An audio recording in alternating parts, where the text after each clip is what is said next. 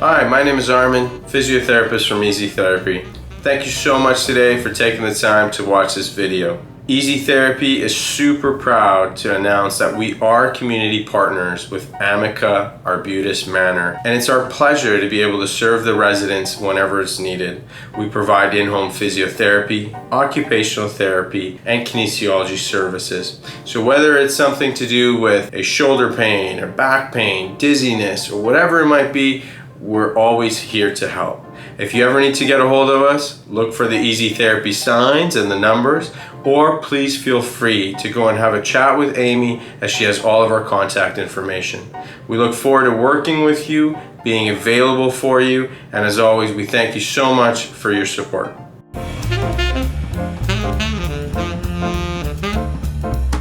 What I'd love to present on today is falls and fall prevention.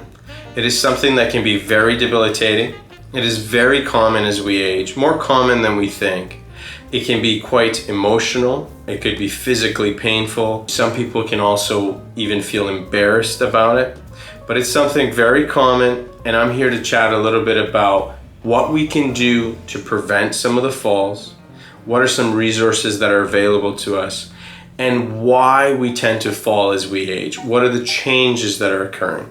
I think if we can educate ourselves around these things, understand that it is quite common, and really be able to solve these things, we can significantly reduce the risk of a fall and feel safe. And feel safe to share about your experiences and how to prevent them moving forward.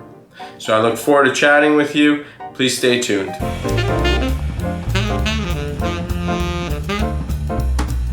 So often, the reason why the risk of a fall increases as we age is because our balance tends to decrease. Now, our balance is often made up of three primary things. Three things really lead to better balance. The first and the most important thing is vision. If we can't see where we're going, if we can't see what we're touching or contacting, we're a lot less likely to feel balanced, and we're a lot more likely to have a fall or trip on something. So one of the most important things to do is to always have your eyes checked. Make sure you're seeing your optometrist if you need to, and make sure you're wearing your glasses if you're supposed to be wearing them. It happens all the time. People forget to put their glasses on or their protective eyewear, and as a result, it can lead to falls. The second thing that leads to good balance is something called proprioception. All of our joints have nerves inside them that are constantly giving your brain feedback as to what angle they're at or where each joint is in relation to the rest of your body and to your environment. As we age, this feedback, this constant feedback, starts to decline and it starts to decrease. And as a result, our body's awareness, our sense of positioning starts to decrease and decline. This is why we often become more likely or more prone to having a fall, because we feel like we're starting to lose a little bit of control. The other thing with proprioception, it's the reason why you can close your eyes and know where your nose is and know where your ear is, because our joints are constantly talking with one another and constantly communicating to each other their locations. The third thing that leads to good balance is equilibrium. It's the stuff between your ears. We have fluid between our ears that's constantly telling our brain whether we're upright or lying down or whatever it might be. If the fluid within our ears or our equilibrium is not quite set properly, this can lead to dizziness, poor balance, sometimes even feeling foggy, sometimes can even lead to headaches, and all sorts of other things that often significantly increase the risk of a fall. So those are the three main things that make balance. So when we want to say we're trying to improve our balance, you have to keep that in mind. You have to improve and be cognizant of those three things. Balance is not always improved by just simply standing on one leg or walking a little bit here and there. We have to improve those three systems. And those three systems are something that I can go on into much more detail as we continue along with this video.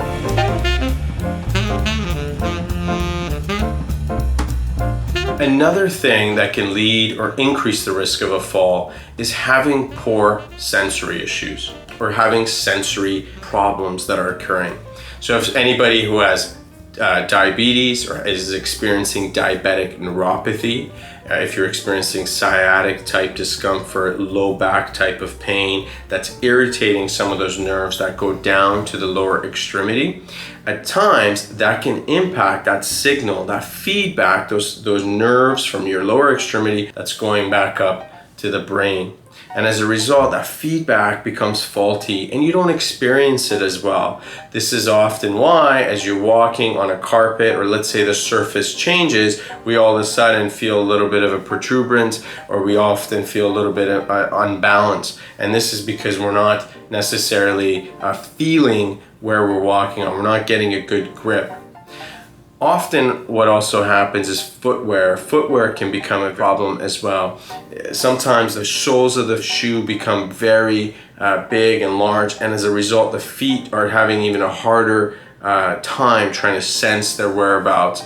And as a result they're having a hard time, all the little muscles in the feet, to be able to activate properly and actually control your movement and control your walking.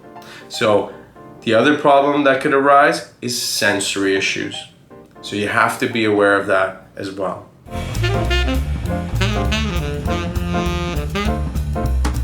Another reason why our risk of falls can increase as we age is simply due to confusion. As we age, there is a risk of a higher rate of being confused, not necessarily understanding where your whereabouts are, change in cognition, and things of that nature. Now, confusion, one of the highest risks of confusion that we tend to see in the aging population is actually, or something that causes it, is one of the most likely reasons why one might all of a sudden experience sudden confusion or irritability in their cognition. Sometimes it has to do with a UTI, a urinary tract infection, a bladder infection. And this is more common in females than it is in males. So if you are noticing your neighbor, your friend, a co-resident, all of a sudden maybe acting a little bit off or not quite themselves, maybe a little bit more confused than usual, that is certainly something that individual should explore. Are they experiencing burning with urination? Are they experiencing other symptoms that might indicate a urinary tract infection? And that's something, if addressed properly, can really save a lot of time and improve that individual's quality of life and reduce the risk of a fall.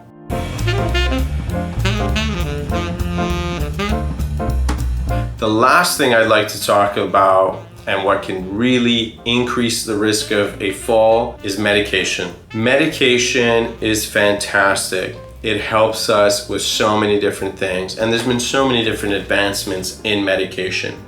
I'm not here to say that medication is bad for you. If your doctor has recommended it, please continue to follow their advice and continue to follow their recommendations. However, you have to be aware that some medication does increase the risk of a fall because it makes you dizzy, it can make you confused, it can reduce your balance, all the things that we've discussed so far. So you really need to weigh the pros and cons of this medication sometimes with your doctor. Sure, this medication might reduce my blood pressure, but it significantly increases the risk of a fall. Is that something that you and your doctor, you're willing to accept or take, or maybe it's just not worth it, and it's better to have maybe a little bit higher blood pressure but reduce the risk of a fall because of the medication. So always be conscious of that. The other thing that I would significantly advise as well, please have a follow-up with your doctor or your pharmacist about your medication on a regular basis. There are far too many times where I experience or I chat with somebody and I'll say, so what medications are you taking? And they'll go through a big list and I'll kind of ask, well, why are you taking that particular one? And they'll kind of say, well, my son just brings it for me, so I just take it. Or it's on my doctor's list, so I just take it. Or they'll say, well, I was given this 20 years ago and I've just never been taking off of it, so I'm just continuing to take it. So please address those things. If you're taking medication that you're unaware of, you're not quite sure why you're taking it anymore, have that conversation with your doctor. They'll be super happy to go over it with you as well to make sure that you're getting all the right things. And more importantly, reducing the negative side effects of some of those medications, which can increase the risk of a fall.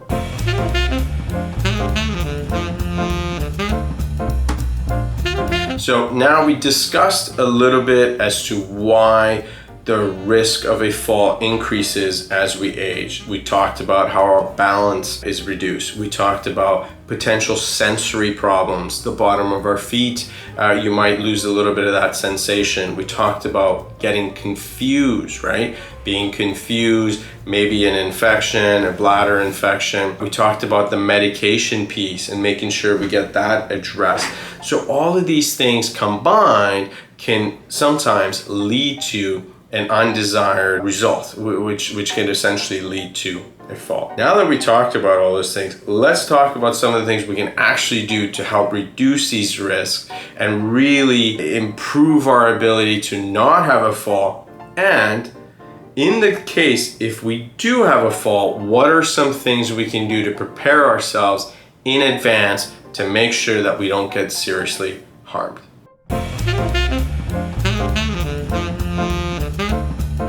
So one of the first things to keep in mind when it comes to falls is your environment.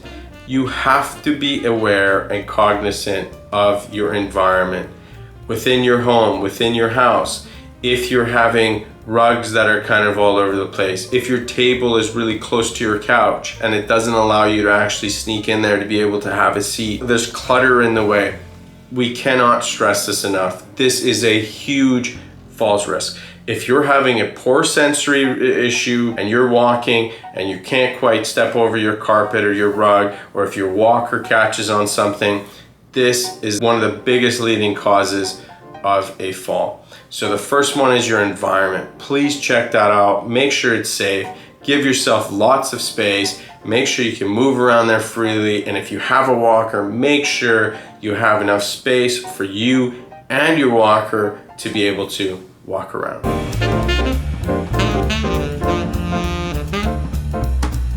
The second thing that's super important, and this is something that we pride ourselves on being able to help a lot of our clients with, is exercise. Exercise has to have some sort of a goal. It needs to have some sort of a frequency, something that's tailored at improving or maintaining your physical health, your physical fitness.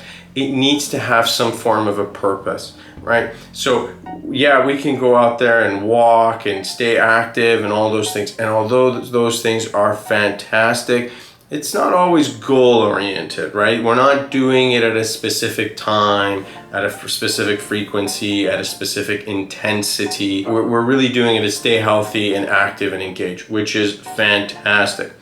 But when we're talking about exercise, we need to be able to monitor it. So in this particular case, improving balance. We need to do balance specific exercises. We need to train our equilibrium. We need to be able to do things that challenge those systems. That is the most important thing. When you're doing balance type exercises, you should feel frustrated. You should feel a little bit tired, but more so frustrated. You should feel, oh my God, I can't quite do this. Make sure you're always safe and make sure there's somebody always around you and make sure you feel confident in what you're doing. But it is okay to not be great at it. You don't have to be great at it. If you were able to do something you can already do, you're not going to get better at it. For example, me, I'm very fortunate right now where I can walk, an hour straight, and I won't feel very tired. That is not going to improve my physical fitness. It's just going to help maintain my walking because I can already do that, right? Now, if I was to stand on one leg and close my eyes and toss a ball back and forth and all that good stuff, that will improve my balance because I can't do that. I'm challenging my system. I'm challenging my body to be able to eventually do that. And when I am able to do it, I just need to make that task even harder in various ways. And that's something that we can certainly help you all with to give you really fun, exciting exercises, but something that's really going to challenge you and improve your balance objectively, something that we can actually record, we can keep track of for you to make sure that we help it improve.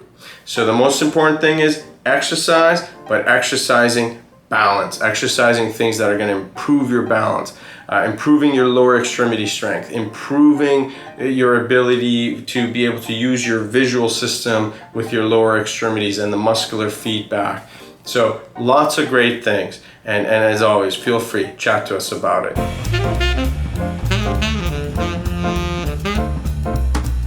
And the last thing that I'd like to talk to you about is the proper use of a walking aid. I get this question asked all the time. If I use a walker, if I use a cane, am I reducing my mobility? Is my balance going to get worse because I'm getting help from this walker or the cane? I can confidently tell you that it won't. It won't reduce your balance. It all depends on what are the other things that you're doing to help support your mobility, help support your balance. I'll give you an example. If you have person A who maybe doesn't quite use a walker, maybe they should, but they're just quite not there. They don't feel comfortable using it. Maybe it's the way it makes them feel, look, whatever their reason might be. But they really should be. You have person B who is regularly using the walker, they feel comfortable using it, and they feel confident using it. Person A, although one might think, okay, well, their balance is going to be better because they're challenging themselves and all the things that we previously talked about. You might be right, you might be accurate, but the problem is person B is going to feel a lot more comfortable walking longer distance. If a cane or if a walker helps you walk more, do more, be more active, technically that's a better route to go. I mean, yeah, you might be challenging yourself a bit more, but if you're not doing as much, you don't feel comfortable walking as much, you don't feel comfortable carrying things, overall, you're not going to be as active as the person with the walker. So you have to keep those things in mind. The other thing is if it reduces your risk of a fall, that can significantly save you a lot of time. God forbid if that person does have a fall, it's going to be a massive, massive setback for them. So use a walking aid if you're recommended. Use a walking aid if you need to. We strongly advise it. Now, one thing that we're always willing to do, more than happy to do for the community, for the residents, please give us a call. More than happy to do a balance assessment for you. This will give an idea or give us a sense, and it'll give you a sense of where you are at on the fall spectrum. Are you at a high risk of a fall, medium risk of a fall, low risk? Do you need a walking aid? Are you objectively, we can look at the numbers and objectively say, yeah, you know what, you should be using a walker. Or no, actually based off of your balance scores and all these things, you probably won't be needing a walker and you could kind of do without it because you're in the lower scale or lower risk of a fall. So feel free, you can always contact us for that as well. We're more than happy to do an assessment for you, and it'll be great to have on file because it's something, 2 years from now, 3 years from now, you can always compare as to where things are at, or you scored X, you were in the low risk category 2 years ago, you're in the medium now. Okay, let's really start doing something to help kind of keep you there or get you back into the low risk zone. So always keep that in mind. Definitely reach out to us if that's something that we can help you with.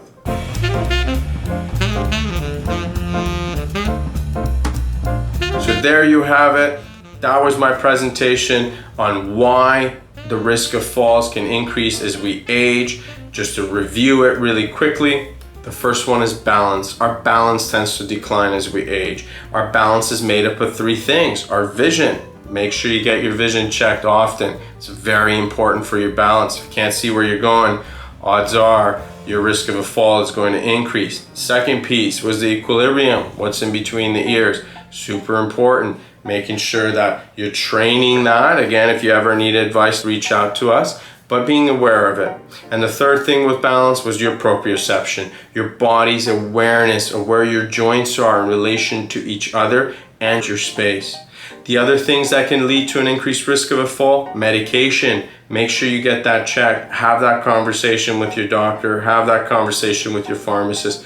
Be aware of what you're taking. Other things could be sensory issues, diabetic neuropathy, maybe sciatic type pain. Get those things looked at. Try and correct those things as much as you can. That can significantly help you out as well. So, of course, there are many risks of falls. There are many things that can happen as we age, but the idea is just to be able to minimize those risks as much as we can. And so things that we can do: exercise, strengthen the body, strengthen the upper body as well. One of the key things with upper body strengthening is, God forbid, if you do have a fall, being strong in the upper body can actually help reduce the impact of the fall if you fall. We often tend to use our arms when we fall. Not always recommended, but it's a reflex. And in the case that we do, if you have a stronger upper body, it can help reduce the risk of serious injury. Work your balance, challenge yourself. Make sure you're challenging yourself when you're exercising. Also, make sure that you clear up any sort of clutter around your house. Be cognizant of your environment. Make sure things are clean and you have lots of space. Use a walking aid if you need to. Don't be afraid. If it's something that can help you out, use the walking aid. It'll help you go farther and you'll feel a lot more safe. Thank you guys so much again for watching this presentation. If you ever have any questions at all, we're always more than happy to help you out. We'll always be available to you and present for you. Feel free, give us a call, Armin at Easy Therapy. My email address is armin@easytherapy.ca. You can visit our website at www.easytherapy.ca, and our phone number is 604-537-7167.